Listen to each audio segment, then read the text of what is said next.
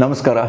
ಕಥಾ ಸಂಚಯದ ಹೊಸ ಸಂಚಿಕೆಗೆ ನಿಮಗೆಲ್ಲರಿಗೂ ಕೂಡ ಸ್ವಾಗತ. ನಾನಂತೂ ಕಥೆ ಕೇಳೋ ಕುತೂಹಲದಲ್ಲಿ ಎಲ್ಲ ಮರೆತು ಬಿಟ್ಟಿದ್ದೀನಿ.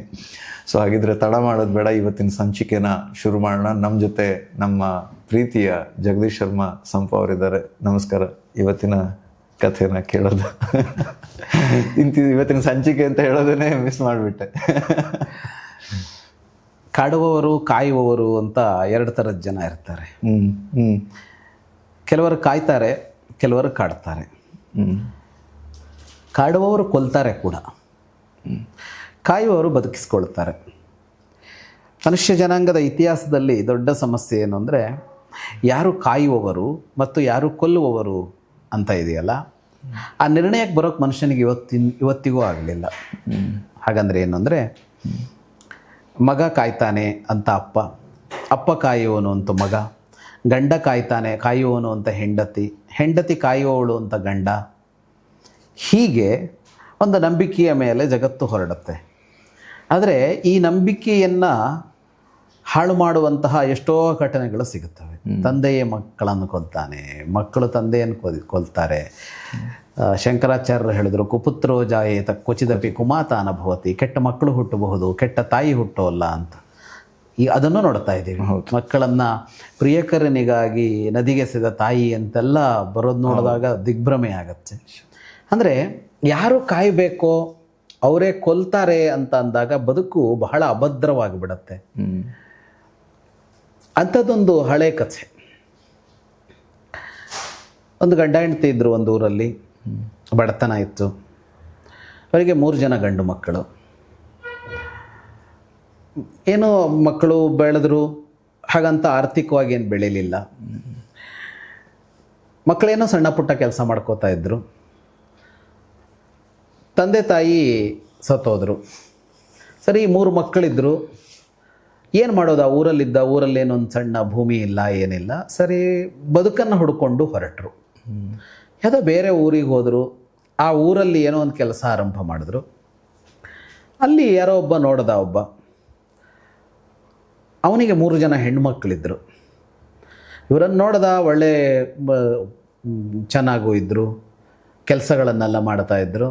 ಸರಿ, ಅವನು 3 ಜನ ಅಣ್ಣ ತಮ್ಮಂದರಿಗೆ ತಮ್ಮ 3 ಜನ ಹೆಣ್ಮಕ್ಳನ್ನು ಕೊಟ್ಟು ಮದುವೆ ಮಾಡ್ದ. ಮದುವೆ ಮಾಡಿ 1 ವರ್ಷನೋ 2 ವರ್ಷನೋ ಆಗಿತ್ತು. ಆ ಊರಲ್ಲಿ ಕ್ಷಾಮ ಬಂತು, ಬರ ಬಂತು ದೊಡ್ಡ. ಈ 3 ಜನ ಬದುಕನ್ನರಸಿ ಅಲ್ಲಿ ಬಂದಿದ್ರಲ್ಲ, 3 ಜನಕ್ಕಲ್ಲಿ ಇಲ್ಲಿ ಬದುಕೇನು ಅಂತ ಒಂದು ಸಮಸ್ಯೆ ಬಂತಲ್ಲ, ಆ ಊರು ಬಿಟ್ಟು ಎದ್ದು ಹೋಗ್ಬಿಟ್ರು. ಹೆಂಡತಿಯರನ್ನು ಬಿಟ್ಟು ಹೇಳದೆ ಕೇಳದೆ 3 ಜನ ಎದ್ದು ಹೋದರು. ಅವ್ರು ಆ ಕಡೆ ಹೋದ್ಮೇಲೆ ಏನಾಗಿತ್ತು, ಈ 3 ಜನ ಅಕ್ಕ ತಂಗಿಯರಲ್ಲಿ ಮಧ್ಯದವಳು ಗರ್ಭಿಣಿಯಾಗಿದ್ಲು. ಸರಿ, ಪಾಪ ಅವರು ಶ್ರೀಮಂತರೇನಾಗಿರಲಿಲ್ಲ. ಅವರು ಏನೋ ಕಷ್ಟಪಟ್ಟು ಬದುಕು ಮುಂದುವರಿಸಿದ್ರು. ಮಗು ಹುಟ್ಟಿತು. ಆ ಮಗುವನ್ನು 3 ಜನ ಬಹಳ ಪ್ರೀತಿಯಿಂದ ನೋಡ್ಕೋತಾ ಇದ್ರು. ಕಷ್ಟಪಟ್ಟು ಕೂಲಿ ನಾಲಿ ಮಾಡಿ ಕೆಲಸ ಮಾಡ್ತಾಯಿದ್ರು. ಆ ಮಗುವನ್ನು ನೋಡಿಕೊಂಡು ಬೆಳೆಸ್ತಾ ಇದ್ರು. ಅದೇನು ಪುಟ್ಟ ಮಗು. ಒಂದಿನ ಆಕಾಶದಲ್ಲಿ ಶಿವ ಪಾರ್ವತಿ ಹೋಗ್ತಾ ಇದ್ರಂತೆ ಮೇಲೆ ನಂದಿಯನ್ನೇರಿ. ಕೆಳಗೆ ನೋಡ್ತಾ ಇದ್ಲು ಪಾರ್ವತಿ. ಅದು ಕಾಣಿಸ್ತು. ಶಿವನಿಗೆ ಹೇಳಿದ್ಲು, ಅನಾಥರಾಗಿದ್ದಾರೆ ಆ ಹೆಣ್ಣು ಮಕ್ಕಳು, ಆ ಮಗುನ ಸಾಕ್ತಾ ಇದ್ದಾರೆ, ಅದರ ಮೇಲೆ ಪ್ರಾಣನೇ ಇಟ್ಕೊಂಡಿದ್ದಾರೆ. ಆದರೆ ಅವರಿಗೊಂದು ಭರವಸೆ ಇದೆ, ದೊಡ್ಡಾದ ಮೇಲೆ ಇವನು ನಮ್ಮನ್ನು ನೋಡ್ಕೋತಾನೆ ಅಂತ ಇದೆ. ದೊಡ್ಡವನಾದ ಮೇಲೆ ಆ ಮಗು ಅವರನ್ನು ನೋಡ್ಕೊಳ್ಳೋ ಥರ ಆ ಮಗುವಿಗೆ ಅನುಗ್ರಹ ಮಾಡು ಅಂತ ಶಿವನ್ ಕೇಳ್ಕೊಂಡ್ಳು. ಶಿವ ಪಾರ್ವತಿ ಹೇಳಿದ್ದಲ್ಲ, ಆಯಿತು ಅಂತ ಒಪ್ಕೊಂಡ. ಹೇಳ್ದ ಪಾರ್ವತಿಗೆ, ನೋಡು, ನಾಳೆಯಿಂದ ಒಂದಿಷ್ಟು ಕಾಲ ಬೆಳಗ್ಗೆ ಎದ್ದಾಗ ಅವನ ತಲೆಯಲ್ಲಿ ಬಂಗಾರ ಹುಟ್ಟತ್ತೆ, ಅದರಿಂದ ಅವರು ಶ್ರೀಮಂತರಾಗ್ತಾರೆ, ಮುಂದೆ ಒಳ್ಳೆಯದಾಗತ್ತೆ ಅಂತ ಶಿವ ಹೇಳ್ದ. ಅದನ್ನು ಅವತ್ತು ರಾತ್ರಿ ಪಾರ್ವತಿ ಆ 3 ಜನಕ್ಕೆ ಕನಸಲ್ಲಿ ಬಂದು ಹೇಳಿದ್ಲು, 3 ಜನ ಸಹೋದರಿಯರಿಗೆ. ಬೆಳಗಾಯಿತು, ನೋಡ್ತಾರೆ ಮಗುವಿನ ತಲೆಯಲ್ಲಿ ಬಂಗಾರ ಇದೆ. ಹೀಗೆ ನಡೀತು ಎಷ್ಟೋ ದಿನ ಬೆಳಗಾದರೆ ಬಂಗಾರ ಸಿಗ್ತಿತ್ತು ತನ್ನಷ್ಟಕ್ಕೆ. ಇದ್ದಕ್ಕಿದ್ದಾಗೆ ಶ್ರೀಮಂತರಾದರು. ಅವನನ್ನು ಚೆನ್ನಾಗಿ ಓದಿಸಿದ್ರು, ಬೆಳೆದ. ವೀರ ಧೀರನಾಗಿ ಬೆಳೆದ ಹುಡುಗ. ಚಿನ್ನದ ಮೊಟ್ಟೆ ಕೋಳಿ ಕಥೆ ಆಗಲ್ಲ. ಬೆಳೆದ ಅವನು. ನೋಡಿ, ನಿಮ್ಮ ಕತೆಗೆ ಎಲ್ಲ ಅಡ್ಡದಾರಿ ತಗೊಂಡೋಗ್ತಿರ್ತೀನಿ. ಹೀಗೆ ಬೆಳೆಯುವಾಗೆಲ್ಲ ಏನಾಗಿತ್ತು ಅಂದರೆ, ಈ 3 ಜನಕ್ಕೆ ಅಲ್ಲೊಬ್ಬ ಯಜ್ಞದತ್ತ ಅಂತ ಒಬ್ಬ ಆಶ್ರಯ ಕೊಟ್ಟಿದ್ದ. ಇವ್ರಿಗೆ ಅವನ ಮನೇಲಿ ಕೆಲಸ ಕೊಟ್ಟಿದ್ದ. ಇವ್ರ ಬಗ್ಗೆ ಅವನಿಗೆ ಅನುಕಂಪ ಇತ್ತು, ನೋಡ್ಕೊಳ್ತಾ ಇದ್ದ. ಅವನೇ ಒಂದು ತರಹ ತಂದೆಯ ಜಾಗದಲ್ಲಿ ನಿಂತು ಇವನನ್ನು ಬೆಳೆಸಿದ. ಮಗುವಿಗೂ ಗೊತ್ತಿತ್ತು ತಂದೆ ಅಲ್ಲ ಅಂತ, ಆದರೆ ಅವನು ಬೆಳೆಸ್ತಿದ್ದ. ಅವನು ಇವನು ದೊಡ್ಡವನಾದ ಅಷ್ಟೊತ್ತಿಗೆ ಏನಾಗಿತ್ತು, ಅದು ಒಂದು ರಾಜ್ಯದ ರಾಜಧಾನಿ ಊರದು. ಆ ರಾಜನಿಗೆ ಗಂಡು ಮಕ್ಕಳಿರಲಿಲ್ಲ, ರಾಜಕುಮಾರಿ ಇದ್ಲು. ಇವನು ಕ್ಷತ್ರವಿದ್ಯೆ ಎಲ್ಲ ವಿದ್ಯೆಯನ್ನು ಕಲ್ತಿದ್ದ. ಊರಲ್ಲೆಲ್ಲ ಭಾಳ ಹೆಸರಿತ್ತು. ಆ ರಾಜನಿಗೆ ಏನನ್ನಿಸ್ತೋ ಏನೋ, ಇವನನ್ನು ಕರೆದು ಮಗಳನ್ನು ಕೊಟ್ಟ. ಯಾವುದೋ ರಾಜ್ಕುಮಾರನ ಹುಡುಕಲಿಲ್ಲ.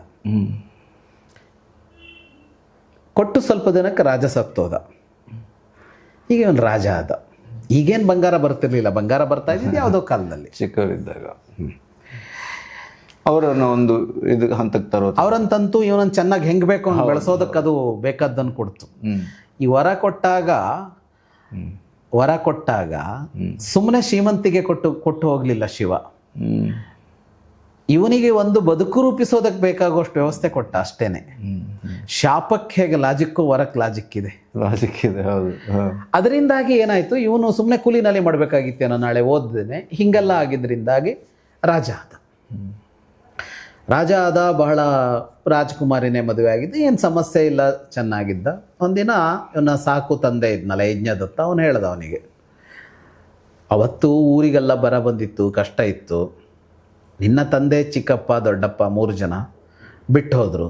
ಅವರು ಕಷ್ಟ ಆಗಿ ಬಿಟ್ಟೋಗಿರ್ತಾರೆ. ಅವರಿಗೂ ವಾಪಸ್ ಬರಬೇಕು ಅಂತ ಇದ್ದಿರತ್ತೆ. ಏನಾಗಿರುತ್ತೋ ಅವ್ರ ಬದುಕಿನ ಕಷ್ಟ ಗೊತ್ತಿಲ್ಲ. ಈಗ ನೀನು ರಾಜನಾಗಿದ್ದಿ, ಇಷ್ಟು ಚೆನ್ನಾಗಿ ನೋಡ್ಕೊಳ್ತಾ ಇದ್ದಿ, ನಿನ್ನ ತಾಯಂದಿರು ಸಂತೋಷವಾಗಿ ಏನೋ ಇದ್ದಾರೆ. ಆದರೆ ಎಷ್ಟೇ ಅಂದರೂ ಅವರಿಗೆ ಗಂಡಂದ್ರಿಲ್ಲ ಅನ್ನೋದೊಂದು ಕಾಡ್ತಾ ಇರ್ಬೋದು. ನಿನಗೂ ಒಳ ಮನಸ್ಸಲ್ಲೆಲ್ಲೋ ತಂದೆ ಇಲ್ಲ, ಅವರಿಲ್ಲ ಅಂತ ಕಾಡ್ತಾ ಇರ್ಬೋದು. ಹೆಂಗಾದ್ರೂ ಅವರನ್ನು ಹುಡುಕಬೇಕು ಅಂತ. ಹುಡುಕೋದು ಹೇಗೆ ಅವತ್ತಿನ ಕಾಲ? ಅದಕ್ಕೆ ಅವನ ಯಜ್ಞದತ್ತ ಹೇಳದಂತೆ, ನೀನು ಪ್ರತಿನಿತ್ಯ ದಾನ ಮಾಡ್ತಾ ಹೋಗು, ನಿತ್ಯ ದಾನ ಮಾಡಬೇಕು. ದಾನ ಮಾಡೋದು ಹೆಂಗೆ ಅಂದರೆ, ಅದು ಬೇರೆ ದೇಶಗಳಿಗೆಲ್ಲ ಹೋಗಿ ತಲುಪಬೇಕು. ನೀನು ಬೆಳಗ್ಗೆ ಎದ್ದು ದಾನ ಕೊಡ್ತಿ ಅಂತ ಬೇರೆ ಬೇರೆ ದೇಶಗಳಿಂದ, ಬೇರೆ ಬೇರೆ ಊರುಗಳಿಂದ ಜನ ಬರಬೇಕು. ಹಂಗೆ ಮಾಡ್ತಾ ಇರುವಾಗ ಈ ಸುದ್ದಿ ಅವರ ಕಿವಿಗೆ ಬಿದ್ದು ಅವ್ರು ಬಂದರೂ ಬರ್ಬೋದು, ನೋಡೋಣ. ದಾನ ಮಾಡೋದಂತೂ ಒಳ್ಳೆ ಕೆಲಸ, ಪುಣ್ಯ ಬರುತ್ತೆ, ಬೇಕಟ್ಟು ಸಮೃದ್ಧಿ ಇದೆ, ನಿನ್ಗೇನು ಅದರಲ್ಲಿ ನಷ್ಟ ಇಲ್ಲ. ಅವನು ಒಪ್ಕೊಂಡ. ಸರಿ, ದಾನ ಶುರುವಾಯಿತು. ನಿತ್ಯ ದಾನ. ರಾಜ, ಆ ಊರಿನ ರಾಜ ನಿತ್ಯ ಯಾರು ಬಂದರೂ ಆ ಹೊತ್ತಿಗೆ ಕೊಡ್ತಾನೆ. ಅವನು ಚೆನ್ನಾಗೇ ಕೊಡ್ತಾನೆ. ಸುದ್ದಿ ಆಯಿತು, ಈ ರಾಜ್ಯಕ್ಕೆ ಹೋಯಿತು, ಆ ರಾಜ್ಯಕ್ಕೆ ಸುದ್ದಿ ಹೋಯಿತು, ಇನ್ನೊಂದು ರಾಜ್ಯಕ್ಕೆ ಹೋಯಿತು, ಬರ್ತಾ ಇದ್ದರು. ಯಜ್ಞದತ್ತ ಮಾತ್ರ ಅಲ್ಲೇ ನಿಂತಿರ್ತಾ ಇದ್ದ. ಅವನೊಂದು ನೋಡ್ತಾ ಇರ್ತಿದ್ದ, ಬರೋರು ಯಾರು, ಎಲ್ಲಿಂದ ಬಂದಿದ್ದಾರೆ, ಹೆಂಗಿದ್ದಾರೆ. ಯಾಕಂದ್ರೆ ಎಷ್ಟೋ ವರ್ಷ ಆಗಿದೆಯಲ್ಲ, ಅವ್ರು ಬಿಟ್ಟೋಗುವಾಗ ಇವನಿನ್ನೂ ತಾಯಿಯ ಗರ್ಭದಲ್ಲಿದ್ದ. ಈಗ ಇವನು ಬೆಳೆದಿದ್ದಾನೆ ಅಂದರೆ ಅದು 20-30 ವರ್ಷ ಆಗಿದೆ. ಗುರ್ಸೋದಕ್ಕೊಂದು ಆಗಬೇಕಲ್ಲ. ಆದರೆ ಅವನಿಗೆ ಅವರ ಚೆನ್ನಾಗಿ ಗೊತ್ತಿತ್ತು. ಅವ್ರನ್ನ ನೋಡಿ ಕಾಯ್ತಾ ಇದ್ದ. ಒಂದಿನ 3 ಜನ ಬಂದರು.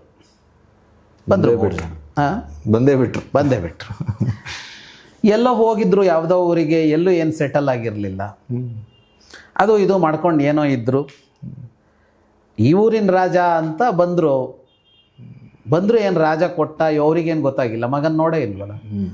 ಇವನು ಮಾತಾಡ್ಸದ. ಅವ್ರು ಎಲ್ಲಿದ್ದಾರೆ ನೋಡ್ದ, ಧರ್ಮಛತ್ರದಲ್ಲಿದ್ದರು. ಕರೆಸದ, ಮನೆಗೆ ಕರೆಸ್ಕೊಂಡು ಮಾತನಾಡ್ದ. ಮೊದಲಿಗೇನು ಒಪ್ಪಲಿಲ್ಲ ಅವರು, ಹೆಂಗೆ ಒಪ್ತಾರೆ? ಆದರೆ ಇವನಿಗೂ ಅವರಿಗೂ ಪರಿಚಯ ಇತ್ತಲ್ಲ, ಅವರು ಒಪ್ಕೋಬೇಕಾಯ್ತು. ಸರಿ, ಒಪ್ಕೊಂಡ ಮೇಲೆ ಏನೋ ನಮಗೆ ಇದಾಗೋಯ್ತು. ಅವಾಗ ಅಲ್ಲಿ ಹೋಗಿ ಏನೋ ದುಡ್ಕೊಂಬಂದು ಹೆಂಡತಿಯರನ್ನೆಲ್ಲ ಚೆನ್ನಾಗಿ ಸಾಕೋಣ ಅಂದ್ಕೊಂಡು ಹೋದ್ವಿ. ಅಲ್ಲಿ ಏನೂ ಆಗಲೇ ಇಲ್ಲ, ನಮಗೇನು ಮಾಡೋದು, ಅದಕ್ಕೆ ಕಾಯ್ತಾ ಇದ್ವಿ, ಈ ಥರ ಕತೆಗಳು ಅಂತ ಹೇಳಿದ್ರು. ಕತೆ ಹೇಳಿದ್ರು. ಅದೇ ಸರಿ ಅಂತಾಯಿತು. ಸರಿ, ಕರ್ಕೊಂಬಂದ ಅರಮನೆಗೆ. ರಾಜನಿಗೂ ಖುಷಿ ಆಯಿತು. ಖುಷಿಯಾಗಿ ಎಲ್ಲ ಒಪ್ಕೊಂಡ್ರು, ಎಲ್ಲ ಸಂತೋಷವಾಗಿದ್ದರು. ಅವರಿಗೂ ಇವರಿಗೂ ಖುಷಿ ಆಯಿತು. 3 ಜನ ಸಹೋದರರಿಗೆ ಖುಷಿಯಾಗಿದ್ದರು. ಆದರೆ ಮನುಷ್ಯ, ಅವನಿಗೆ ಒಂದು ಸಂತೋಷ ಸಿಗತ್ತಲ್ಲ, ಆ ಸಂತೋಷವನ್ನು ಅವನಿಗೆ ಹಾಗೆ ಕಂಟಿನ್ಯೂ ಮಾಡಿ ಇಟ್ಕೊಳ್ಳೋಕೆ ಬರಲ್ಲ. ಮನುಷ್ಯನಿಗೆ ಉಳಿಸ್ಕೊಳ್ಳೋಕೆ ಬರಲ್ಲ. ಅದನ್ನು ನಿರಂತರವಾಗಿ ಮುಂದುವರಿಸ್ಕೊಂಡು ಹೋಗೋಕ್ಕೆ ಬರಲ್ಲ ಅವನಿಗೆ. ಅವನು ಹಾಳು ಮಾಡ್ಕೋತಾನೆ. ಅದನ್ನು ಹಾಳು ಮಾಡ್ಕೊಳ್ಳೋಕೆ ಅವನ ಎದುರಿಗೆ 1000 ಕಾರಣಗಳು ಹುಟ್ಕೊಳ್ತವೆ. ಹಾಳು ಮಾಡ್ಕೋತಾನೆ ಅವನು. ಇವರು ನೋಡಿದ್ರು ಬದುಕಿಡೀ ಏನೂ ಇದ್ದವರಲ್ಲ. ಮೊದಲು ಇವರು ಹುಟ್ಟಿದ ಊರಲ್ಲೂ ಬಡತನ, ಬೆಳೆಯುವಾಗಲೂ ಬಡತನ, ಇಲ್ಲಿ ಬಂದು ಮದುವೆ ಆದ ಮೇಲೂ ಏನು ಬಡತನ, ಇಲ್ಲಿಂದ ಎಲ್ಲಿ ಹೋದರೂ ಯಾರ ಅಡಿಯಲ್ಲಿ ಏನೇನೋ ಕೆಲಸ ಮಾಡ್ಕೊಂಡಿದ್ದವರು. ಇಲ್ಲಿ ನೋಡಿದರೆ ಈಗ ಇವರಿಗಲ್ಲಿ ಬೆಲೆ ಇದೆ, ಬೇಕಾದ್ದಿದೆ, ಎಲ್ಲ ಇದೆ. ಆದರೆ ಅವನು ಮಗ ಇದಾನಲ್ಲ, ಅವನ ರಾಜ, ಅವನ ವೈಭವ, ಅದೆಲ್ಲ ಏನು ಇವರಿಗಿರಲ್ವಲ್ಲ. ಹೌದು. ಇವರಿಗೆ ಮಗನ ಮೇಲೆ ಅಸೂಯೆ ಹುಟ್ಟುಬಿಡ್ತು. ಯಾಕೆ ನಾವೇ ಕೂರಬಾರ್ದು ಮೇಲೆ ಅಂತ, ನಾವೇ ಯಾಕೆ ರಾಜರಾಗಬಾರ್ದು, ಹಂಚ್ಕೊಂಬಿಡೋಣ, ರಾಜ್ಯನ 3 ಭಾಗ ಮಾಡ್ಕೊಂಬಿಡೋಣ, ನಾವೇ ರಾಜರಾಗಬೇಕು. ರಾಜರಾಗೋದಕ್ಕೆ ಸಮಸ್ಯೆ ಏನಿದೆ, ಅವನ ಸಮಸ್ಯೆ ಮಗ. ಕೂತು ಯೋಜನೆ ಹಾಕಿದ್ರು. ಕಾಯೋರು. ಹಾಂ, ಕಾಯುವವರು ಕಾಡೋದಕ್ಕೆ ಹೊರಟರು. ಬರೀ ಕಾಡೋದಕ್ಕಲ್ಲ, ಕೊಲ್ಲೋದಕ್ಕೆ ಹೊರಟರು. ಅವನಿಗೆ ಊರ ಹೊರಗಿನ ಒಂದು ದೇವಸ್ಥಾನಕ್ಕೆ ನಾವು ಒಂದು ಹರಕೆ ಮಾಡ್ಕೊಂಡಿದ್ದೀವಿ, ಪೂಜೆಗೆ ಹೋಗಬೇಕು, ನೀನೊಬ್ಬನೇ ಬರಬೇಕು ನಮ್ಮ ಜೊತೆಗೆ ಅಂತ ಕರೆದ್ರು. ಅವನಿಗೇನದರಲ್ಲಿ ಬರ್ತಾನೆ, ತಂದೆ, ದೊಡ್ಡಪ್ಪ, ಚಿಕ್ಕಪ್ಪ, ಅವನು ಭಾಳ ಸಂತೋಷದಲ್ಲಿದ್ದ ಇವರು ಸಿಕ್ಕಿದ್ದಾರೆ ಅಂತ. ಯಾರೂ ಬರಬಾರದು ಅಂತ ಅಲ್ಲಿ ಏನು ಮಾಡಿದ್ರು, ಆ ದೇವಸ್ಥಾನ ಊರ ಹೊರವಲಯದ ದೇವಸ್ಥಾನ, ಆ ದೇವಸ್ಥಾನದಲ್ಲಿ ಒಳಗಡೆ ಯಾರೂ ಇಲ್ಲ. ಅಲ್ಲಿ ಇವರು ಕೆಲವು ಜನರಿಗೆ ಇವನದ್ದೇ ಸಂಪತ್ತಲ್ಲಿ ದುಡ್ಡು ಕೊಟ್ಟು ಕೊಲೆಗಡುಕರನ್ನು ನೇಮಕ ಮಾಡಿದರು. ಒಬ್ಬ ಒಳಗೆ ಬರ್ತಾನೆ, ಬಂದ ಕೂಡಲೇ ಕೊಲ್ಲಬೇಕು. ಕೊಲ್ಲಬೇಕು ಅಂದರೆ ಏನು, ಇವನ ರಾಜ ಅಂತ ಗೊತ್ತಾದರೆ ಅವರು ಕೊಲ್ತಾರಾ ಇಲ್ವಾ ಅಂತ ಇವರಿಗೆ ಅನುಮಾನ. ಹಾಗಾಗಿ ಇವನಿಗೆ ಹೇಳಿದರು, ಅದು ಪೂಜೆ ವಿಧಾನ ಅಂತೆಲ್ಲ ಕತೆ ಹೇಳಿ ಮುಖ ಬಟ್ಟೆಯಲ್ಲಿ ಮುಚ್ಕೋಬೇಕು ಅಂತೆಲ್ಲ ಹೇಳಿದರು.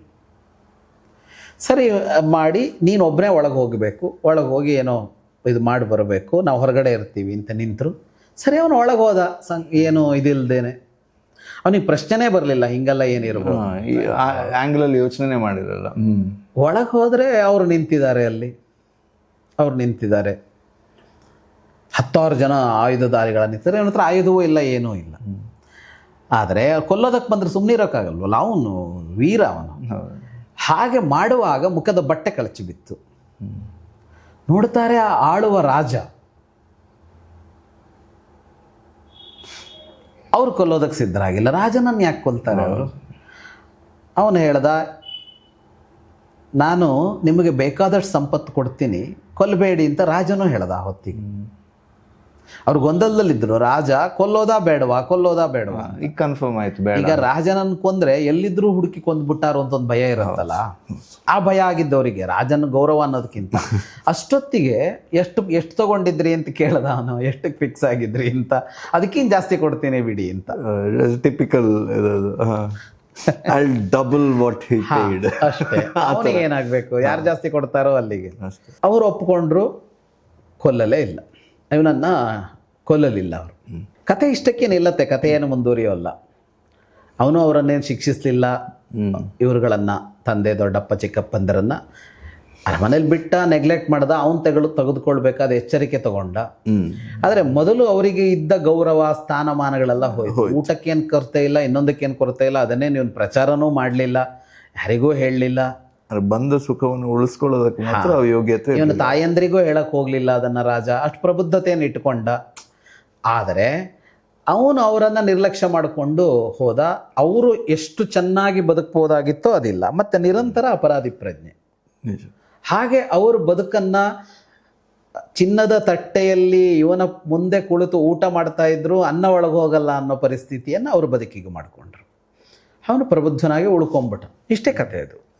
ಆದರೆ ಈ ಕಥೆ ಎಷ್ಟೆಲ್ಲ ಹೇಳತ್ತೆ ಅಂದರೆ, ಅದೇ ಕಾಯುವವರು ಯಾರು, ಕೊಲ್ಲುವವರು ಯಾರು ಅನ್ನೋ ನಿರ್ಣಯಕ್ಕೆ ಬರೋದು ಕಷ್ಟ ಆಗಿಬಿಟ್ರೆ ಬದುಕು ಎಷ್ಟು ಅಭದ್ರ ಆಗಿಬಿಡತ್ತೆ ಅಂದರೆ, ಮನೆ ಒಳಗಡೆ ಒಂದು ಮಲಗುವ ಕೋಣೆಯಲ್ಲಿ ಗಂಡ ಹೆಂಡತಿ ಇಬ್ಬರು ಒಂದು ಮಂಚದಲ್ಲಿ ಯಾಕೆ ಕಣ್ಮುಚ್ಚಿ ನಿದ್ರೆ ಮಾಡ್ತಾರೆ ಆರಾಮಾಗಿ ಅಂದರೆ, ಅವ್ರಿಗೆ ಗೊತ್ತಿದೆ ಗಂಡ ತಲೆ ಮೇಲೆ ಕಲ್ಲು ಹಾಕಲ್ಲ, ಹೆಂಡತಿ ತಲೆ ಮೇಲೆ ಕಲ್ಲು ಹಾಕಲ್ಲ ಅಂತ ಅವ್ರಿಗೆ ಗೊತ್ತಿದೆ. ಹಾಗಾಗಿ ಅವ್ರು ನಿಶ್ಚಿಂತವಾಗಿ ನಿದ್ರೆ ಮಾಡ್ತಾರೆ. ರಸ್ತೆಯಲ್ಲಿ ನಿದ್ರೆ ಮಾಡೋಕ್ಕಾಗಲ್ಲ ಹಾಗೆ, ಬಸ್ ಸ್ಟ್ಯಾಂಡಲ್ಲಿ ನಿದ್ರೆ ಮಾಡೋಕ್ಕಾಗಲ್ಲ ಹಾಗೆ, ಅಥವಾ ಇನ್ನೆಲ್ಲೋ ಒಂದು ಕಡೆ ಮಾಡೋಕ್ಕಾಗಲ್ಲ. ಅಲ್ಲಿ ಯಾಕೆ ಆಗತ್ತೆ ಅಂದರೆ, ಪಕ್ಕದಲ್ಲಿರೋರ ಬಗ್ಗೆ ಭರವಸೆ ಅಂತ. ನಿಜ. ಪಕ್ಕದಲ್ಲಿ ಇರೋವರೇ ಇಂಥರ ಆಗಿಬಿಟ್ರೆ ಮನುಷ್ಯನ ಬದುಕು ಅತ್ಯಂತ ಅಭದ್ರವಾಗಿ ಬಿಡುತ್ತೆ ಅಂತ. ಆದರೆ ನಂಬಬೇಕು, ನಂಬಿಯೇ ಬದುಕಬೇಕು. ಆದರೆ ಪಕ್ಕದಲ್ಲಿರೋರು ಇಂಥವರು ಆಗಬಹುದು ಅನ್ನುವ ಜೀವನ ಪಾಠವನ್ನು ಪ್ರಾಚೀನ ಕಥೆಗಳು ಹೇಳ್ತವೆ. ಎಷ್ಟೋ ಕಥೆಗಳಿವೆ ಇಂಥವು. ಹಾಗಾಗಿ ಈ ಕಥೆ ಅದನ್ನು ಹೇಳ್ತು. ಎಲ್ಲವೂ ಸರಿ, ಆದರೆ ನಿನ್ನ ಎಚ್ಚರಿಕೆಯಲ್ಲಿ ನೀನು ಇರಬೇಕಾಗತ್ತೆ, ನಿನ್ನ ಎಚ್ಚರಿಕೆಯಲ್ಲಿ ಇರಬೇಕಾಗತ್ತೆ ಅಂತ ಒಂದು ಎರಡನೆಯದ್ದೇನು ಅಂದರೆ, ಒಂದು ಬಾರಿ ಅವನು ನಂಬಿಕೆಗೆ ಅರ್ಹನಲ್ಲ ಅಂತ ಗೊತ್ತಾದ ಮೇಲೆ ಎರಡನೆಯ ಬಾರಿ ನಂಬಬೇಡ ಅಂತ. ಮನುಷ್ಯ ಹಾಗೆ ಮಾಡೋಲ್ಲ. ಎರಡನೇ ಬಾರಿ ಬರ್ತಾನಲ್ಲ ಅವನು, ಹೌದು, ಮತ್ತೆ ನಂಬ್ತಾನ ಅವನು. ಅದೇ ಒಂದ್ಸತಿ ಬಿಟ್ಟು ಹೋದವ್ರನ್ನ ಮತ್ತೆ ಇದು ಮಾಡೋ ಅದನ್ನೇ ಮಾಡಬಾರ್ದಿತ್ತು ಅನ್ನೋದು. ಅಲ್ಲಿಗೆ ಅವ್ರು ಅವತ್ತು ಬಿಟ್ಟು ಹೋದವರು ಕರ್ಕೊಂಡು ಹೋಗ್ಬೇಕಾಗಿತ್ತು ಅಥವಾ ಇಲ್ಲೇ ಬಟ್ ಈ ದ್ವಂದ್ವದಿಂದ ಮುಕ್ತಿ ಹೇಗೆ ನಮಗೆ? ಅಲ್ಲ, ಈ ಎಚ್ಚರಿಕೆ ಬೇಕು ಅಂತಲೇನೆ. ಒಂದು ಬಾರಿ ಪರೀಕ್ಷೆ ಆದ ಮೇಲೆ, ಅದರಲ್ಲೂ ರಿಲೇಷನ್ಶಿಪ್ಪಲ್ಲಿ, ಸಂಬಂಧದಲ್ಲಿ ಒಂದು ಸುಭಾಷಿತವೇ ಇದೆ. ಒಂದು ಸಂಬಂಧ ಕಡಿದು ಹೋದಾಗ ಆ ಸಂಬಂಧ ಮತ್ತೆ ಬಂದರೆ ಸ್ವೀಕರಿಸಬೇಡ ಅಂತ ಒಬ್ಬ ಸುಭಾಷಿತಕಾರ ಹೇಳ್ತಾನೆ. ಅದು ಗೆಳೆತನವೋ ಇನ್ನೊಂದೋ ಯಾವುದು ಬೇಕಿದ್ರೂ ಇರಲಿ. ಯಾಕೆಂದರೆ ನಿನಗೆ ಒಂದು ಸಲ ಅವನ ನಂಬಿಕೆಗೆ ದ್ರೋಹ ಮಾಡಿದ್ದಾನೆ ಅಂದರೆ ಮತ್ತೆ ಅವನು ನಂಬಿಕೆಗೆ ಅರ್ಹ ಅಂತ ಸುಲಭಕ್ಕಾಗೋಲ್ಲ. ನಿನಗೆ ನಂಬಿಸ್ತಾ ಇರ್ಬೋದು ಅವನು. ಹೌದು. ಹಾಗಾಗಿ ಈ ತರಹದ ಒಂದು ಸಲ ಪ್ರೂವ್ ಆದ ಮೇಲೆ ಆ ವ್ಯಕ್ತಿಗಳನ್ನು ದೂರ ಇಡಬೇಕು ಅಥವಾ ಎಚ್ಚರಿಕೆಯಲ್ಲಿರಬೇಕು. ಇಲ್ಲಿ ಬಂದಿದ್ದೇನೆಂದರೆ ಇವರಿಗೆಲ್ಲ ಒಂದು ಕಾರುಣ್ಯ ಬಂದಿದೆ. ಯಜ್ಞದತ್ತನಿಗೆ ಕಾರುಣ್ಯ ಬಂತು. ಪಾಪ ಅವರು 3 ಜನ ಎಲ್ಲಿ ಕಷ್ಟಪಡ್ತಾ ಇದ್ದಾರೋ, ಬಂದಿಲ್ಲಿ ಸುಖವಾಗಿ ಬದುಕಲಿ, ಕಾಲ ಬದಲಾಗಿ ಇವರೆಲ್ಲ ಕಷ್ಟದಲ್ಲಿದ್ದರು, ಖುಷಿ ಪಡ್ತಾ ಇದ್ದಾರೆ ಅಂತ ಅವನಿಗೆ ಒಂದೊಂದು ಆಸೆ ಹುಟ್ಟಿತು. ಅದರಿಂದಾಗಿ ಇಷ್ಟೆಲ್ಲ ನಡೀತು. ಇವನಿಗೂ ಅನ್ನಿಸ್ತು ಕಷ್ಟಪಟ್ಟಿದ್ದಾರೆ, ಸುಖವಾಗಿ ಬದುಕಲಿ ಅಂತ. ಆದರೆ ಈ ಕಾರುಣ್ಯ ಇದೆಯಲ್ಲ, ಇದನ್ನು ಅಸ್ಥಾನ ಕಾರುಣ್ಯ ಅಂತ ಕರೀತಾರೆ. ಭಗವದ್ಗೀತೆಯನ್ನು ಕೃಷ್ಣ ಯಾಕೆ ಅರ್ಜುನನಿಗೆ ಹೇಳ್ದ ಅನ್ನೋದಕ್ಕೆ ಒಂದು ಮಾತು ಬರುತ್ತೆ. ಅಸ್ಥಾನ ಸ್ನೇಹ ಕಾರುಣ್ಯ ಧರ್ಮಾಧರ್ಮ ಭಿಯಾಕುಲಂ ಪಾರ್ಥಂ ಪ್ರಪನ್ನ ಮುದ್ದಿಶ್ಯ ಶಾಸ್ತ್ರಾವತರಣಂ ಕೃತಂ ಅಂತ. ಅರ್ಜುನನಿಗೆ ಅಸ್ಥಾನ ಕಾರುಣ್ಯ ಹುಟ್ಟಿತ್ತು, ಅಸ್ಥಾನ ಸ್ನೇಹ ಹುಟ್ಟಿತ್ತು ಅಂತ. ಅವರೆಲ್ಲ ಬಂಧುಗಳು ಬಾಂಧವರು ಅನ್ನೋ ಪ್ರೀತಿ, ಅವರು ಸಾಯಬಾರದು ಅನ್ನುವ ಕಾರುಣ್ಯ ಅವನಲ್ಲಿ ಹುಟ್ಟಿತ್ತು. ಅದು ಅಸ್ಥಾನ ಅಂತ. ಎಲ್ಲಿ ಪ್ರೀತಿ ಇಡಬೇಕು ಅಲ್ಲಿ ಪ್ರೀತಿ ಇಡಲಿ. ಆ ಅರ್ಥ. ಸ್ಥಾನವಲ್ಲದಲ್ಲಿ ಅಂದರೆ ಯೋಗ್ಯರಲ್ಲದವರನ್ನು ಪ್ರೀತಿಸ್ತಾ ಇದ್ದಿ, ಯೋಗ್ಯರಲ್ಲದವರ ಬಗ್ಗೆ ಕರುಣೆ ತೋರ್ತಾ ಇದ್ದಿ ಅಂತ. ಇಲ್ಲಾಗಿದ್ದು ಅದೇನು ಅಸ್ಥಾನ ಕಾರುಣ್ಯ, ಅಸ್ಥಾನ ಪ್ರೀತಿ ಆಯಿತು ಇದು ಅಂತ. ಹಾಗಾಗಿ ಅವೆಲ್ಲವೂ ದೊಡ್ಡದೇ.